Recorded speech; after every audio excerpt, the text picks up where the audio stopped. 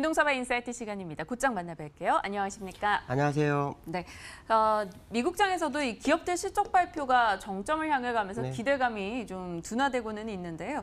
뉴욕장 밤사이 분위기 어떻게 해석하면 좋을까요? 상승을 하루 하고 다시 하락을 했죠. 근데 이제 핵심 키포인트는 뭐냐면 실적 시즌 내에서 기업이 약간 실적이 안 좋아진 기업이 생기죠. AT&T 같은 기업, 뭐 캐터필러 같은 경우에는 실적은 괜찮아졌는데 중국에서 실적이 악화될 거다, 뭐 이런 분위기가 형성되면서 시장을 좀 압박하는 상황이 나오죠.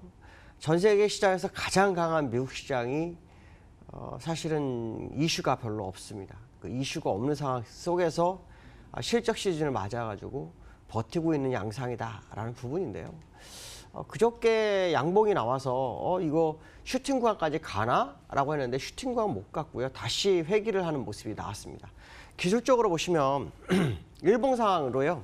이렇게 추세선 제가 2개 그어놨었죠. 그래서 그저께 올라갔었는데 슈팅 윗부분까지 못 갔어요. 그리고 이제 다시 음봉이 나와서 이 첫 번째 선까지 종가상 갖다 붙여놨습니다. 결국 이 월봉이 어떤 식으로 나올지는 좀 봐야 되겠지만 이번 주부터가 정말 중요한 한 주가 미국 시장에는 벌어질 거다.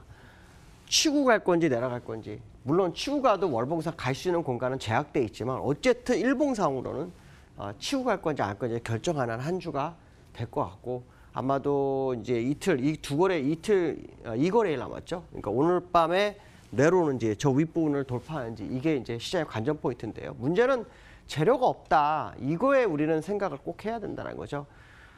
상식적으로 금리 인하를 한다고 만약에 했을 때 주가가 더 올라갈 수 있지만 만약에 금리 인하를 하는 과정에서 더 올라가는 게 제약되고 문제가 터졌을 경우는 이 시장 자체를 방어할 수 없는 상황까지 가기 때문에 금리 인하도 사실은 시장의 핫 이슈로 자리매김하기는 정말 부담스러운 상황이 아닐까 뭐 그런 생각을 해봐야 될 것 같고요. 저한테 그 원달러 왜 올라가나 막 여쭤보시는 분 있나 봐요. 그래서 오늘 원달러 좀 가져왔습니다. 원달러는 사실은 여러분한테 제가 매번 얘기했죠. 주식이 올라가지만 저는 믿을 수가 없다. 원달러가 올라오는 한은 이거는 믿으면 안 된다. 아마 그 얘기를 제가 계속 했고 3주 안에 좀 방향을 볼 거다. 그랬는데 지금 2주째입니다. 다음 주가 3주죠. 근데 왜 3주를 말했을까요? 궁금하실 거예요. 첫 번째는 기술적인 부분이 있었고 두 번째는 뭐였냐면 MSCI 편입이 5월부터 시작이 됩니다. 그러니까 당연히 그 전에 한 2, 3주 안에 변동성이 크게 나올 거라는 거를 알 수 있죠. 그러니까 결국 중국으로 빠져나갈 때, 왜냐하면 중국이 신규 자금이 중국으로 들어가죠. 중국 입장에서 신규 자금이지만 투자하는 MSCI 입장에서는 여러 국가에 있는 포트를 줄여서 가는 상황이기 때문에 우리나라에서 당연히 자금이 빠져나갈 수밖에 없는 그런 상황이었죠. 그러니까 원달러가 충분히 움직일 공간에 있다는 것이 기정사실이었고 또 하나는 의외로 노르웨이 국부펀드 약 한 7조 정도 되는 금액이 포트폴리오에서 한국을 제외해버립니다. 그러니까 나갈 수 있는 금액이 많아졌죠. 노르웨이 펀드 한 7조에다가 같이 들어왔던 누군가는 플러스 한 3조 정도에다가 중국으로 빠져나가는 금액이 3, 4조 정도 잡고 그러면 10조, 15조 정도가 나가는 거죠. 거기다가 그 유가에 대한 결제 수요 이것도 생각을 해야 됩니다. 유가가 올리고 있죠. 유가가 올라가는데 우리나라는 이란에서 수입을 했었던 부분이 있었는데 이게 다음 달부터 정지가 되죠. 그렇게 되면은 더 많은 돈을 주고 사야 되고 이란에서 추가로 더 확보를 하기 위해서는 돈이 지금 달러 결제 수요가 커지는 그런 상황이다. 그렇다면 결국 이 원달러가 지금 끝나는 상황이 아닐 거라는 생각을 한번 해봐야 될 것 같고요. 또 거기다가 이제 심리적으로 우리나라 같은 경우는 오늘도 아시겠지만 1분기 성장률이요 마이너스 0.3입니다. 전 세계는 다 플러스로 해서 아주 좋은데 우리나라는 거꾸로 가고 있어요.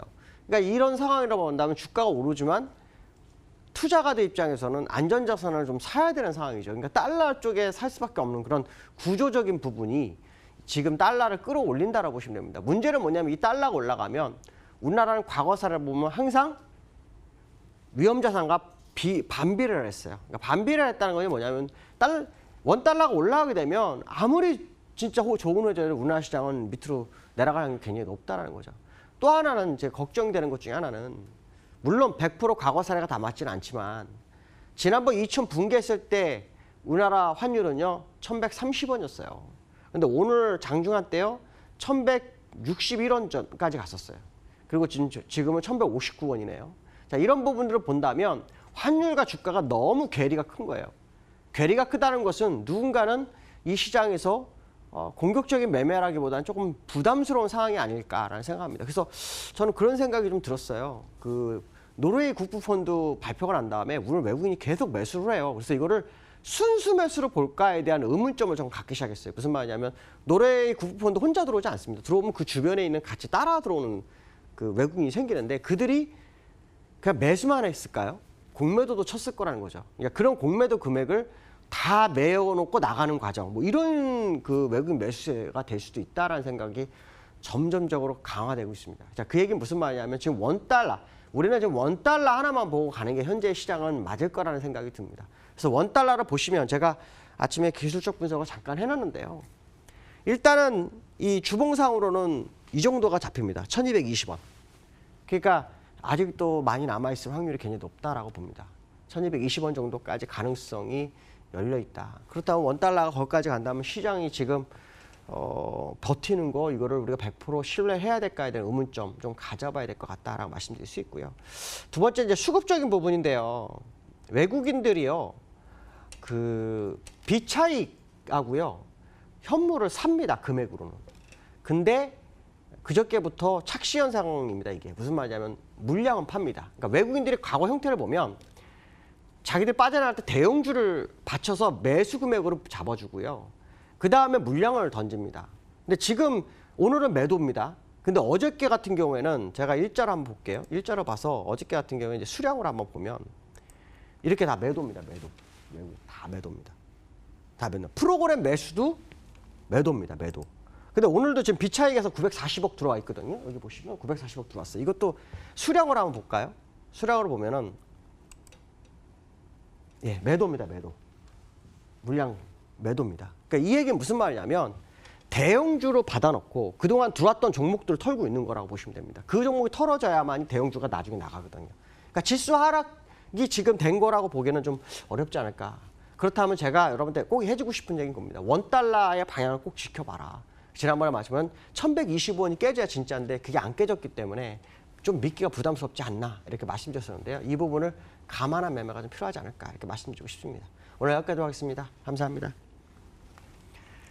네, 김동섭의 인사이트로 저희 시장에 대한 준비된 이야기 모두 전달해 드렸습니다. 양지수 모두 다 0.5% 정도 하락하고 있고요. 하락하는 종목 수가 조금 더 압도적으로 나옵니다. 개별 종목의 급등들이 곳곳에서 눈에 띄어서 좀 상실감이 느껴지는 분들도 계실 텐데요. 장 마감까지 기운 내시면서 개별 종목 투자 유의하시길 바랍니다. 내일 오전 10시 이 시간 다시 인사드립니다. 시청해 주신 여러분 고맙습니다.